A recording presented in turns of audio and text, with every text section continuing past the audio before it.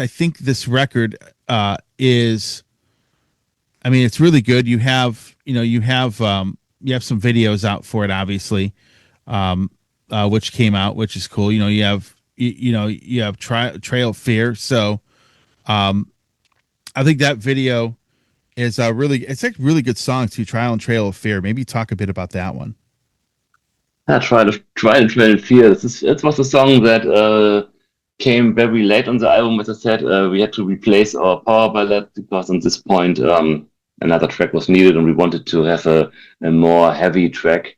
In the story, it's the moment when you watch a film, there's a certain moment of despair where everything seems to go down and the heroes lose their face. And this is exactly the point in the story where this song kicks in. So it tells about hard times, struggles you have to go through, where you have to force yourself to push to a certain situation.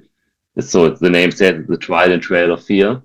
And this musical feeling is the foundation of this song. So it starts with this somehow melancholic piano start, and then I think it's obvious that Klaus and Sven, who are the main songwriters, are big Judas Priest fans at the moment. So I guess there are some influences from that part.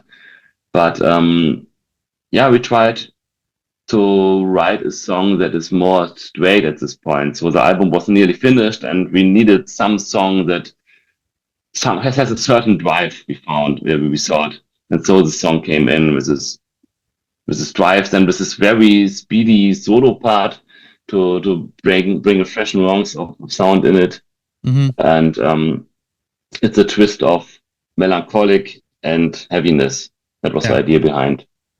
Yeah, the title "Rise of the Ruler." Yeah, what was it about this record? Why did you pick that as the title? The Ruler is our band mascot. So when you remember Savageland or Temple of Two Suns, there's always this guy on the cover with this strange mask. And like every band in the 90s, we also had our band mascot, and it was the Ruler. So it was this person, and all the stories were written around this guy. It's in the story. It's the guy in the big throne, right? Okay. Yeah, that's the ruler. He's ruling, and the stories shortly tell about in a dystopian world where everything went down and just a few people survived. There's a group of survivors who want to find a new home, and there's this guy, the ruler, a very ambivalent person. So on the one hand, he's a good guy who leads them out of this wasteland into a green valley. But on the other hand, he's a ruler. He's a guy who has power and has his own obstacles and his own goals. So it's not quite clear if he's a good or evil one. And that's the person. In the first album, they wander through Savageland. In the second album, they reach the Green Valley and build up a new society. And he is now the ruler. You can see him sitting on the temple and obeying some stars and thinking about some higher forces that will come down. So that's the story. In our new album, I want to some spoilers. The story is also settled 30 years after the events, so as our band evolved. And the main idea was what happens if this person who has this balance, and he's good, he's evil, now really turns evil. And this is what you see in the videos. It's said that the ruler, over the years, somehow fall into insanity on his evil side to command. And so he does some cool decisions. And there's a young temple guard, Dendaya is his name, who rebels against this ruler and said, okay, it's enough now. But the rebellion failed, so he and the group are forced to leave the Green Valley and are back to Savageland because we wanted to set the story in the Savageland. Yeah. And during this event, the ruler dies out of his insanity. So our band mascot died. And then the story shows that this guy, Dendaya, who's a good guy, somehow turns into the new ruler. So in the end of the album, there's a new ruler, a new cycle repeats, and this good guy also gets some evil twists in the story. And so we tell the story of the rise of a new ruler. And that's the main thing. But if you think about our band, it's the same for us. We repeat our circle, and we, as mob rules with our band mascots, we try to rise above our old obstacles and a new ruler, a new band. We're not the same band that we've been 30 years before. Yeah. And this is somehow the meta layer of the story. So we as a band, we rise again, and the new ruler is rising, and that's all behind. We'll get a lot of more information in the yearbook. So I've written a lot of information about this. Well, that's good. I could, I'll be able to read it. I think the ruler needs to, raise the popularity of European power metal in the States. I hope so. I hope he does that. But no, it'd be interesting. The yearbook, you got me all excited for this now because, you're really good salesman because I said I pre-ordered it like right when I talked to you. So That's good. it's pretty funny. But a lot of times I buy physical copies of the album, and you were reminding me that I hadn't ordered the album yet. But yeah, Maybe. it's cool, man. I like I said, I think the album, I think the songs are there. I think it flows well.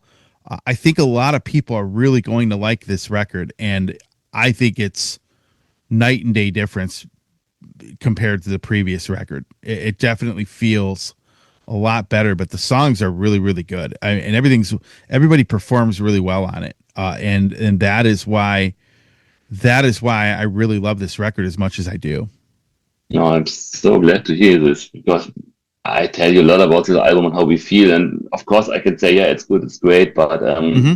I'm so into it and the production, of course. When you do some music, you, of course, believe that it's good, but it's really, Yeah. really, really great to hear somebody like you who didn't hear it before and who knows everything that we did before says this. So I read your Facebook post before, and I was really happy reading it because that shows, okay, when somebody like you says he likes it, then yeah, I'm relieved that it worked out what we tried to do. Yeah. I mean, I've been a part of making records, and sometimes you're so involved with it that it's hard. Like you either don't know what to think, or maybe you're listening to it like, man, I don't know if this is going to be great or not. And then someone hears it, and they're like, oh, this is amazing. And because you're so like involved in it, you're so surrounded by it. It's Mm, hard to really gauge how people are going to react.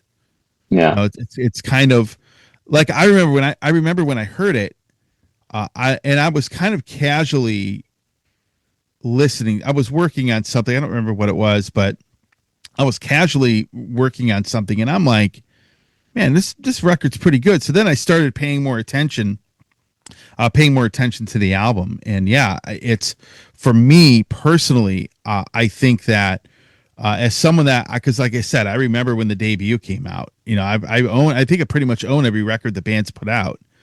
This one's definitely one of the better ones, to be Oh, honest. that was the best compliment you can give because it's for me the same when I listen to new music. I have the chance. I have the office job, so I work on a PC or on a Mac, and I have three monitors working. And while I do my job, I have Spotify mostly playing some stuff in the background. And somehow there's a new band or there's a band with a new record, and I put it on play. But I work, so I'm focused on my work. And there are some albums that catch my attention while they're just rotating Yeah, in the background.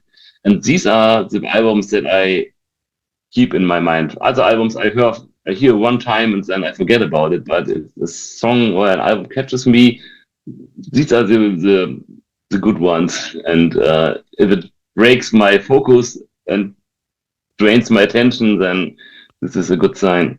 yeah, So thank you for this. yeah. It's cool, man. You grew up on power metal in the '90s, like I did. That's the really cool thing about this interview as well. Yeah. Some of our favorite records. Some of the Rage albums. I mean, I always followed Gravedigger.